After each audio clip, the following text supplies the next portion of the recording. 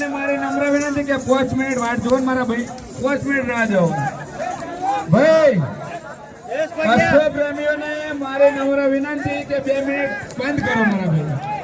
જેને આપણે આતુરતાથી રાહ જોઈ રહ્યા છે પરિણામની,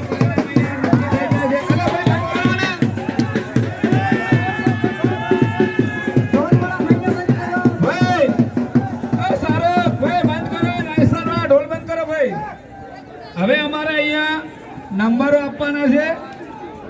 જજીત બહુ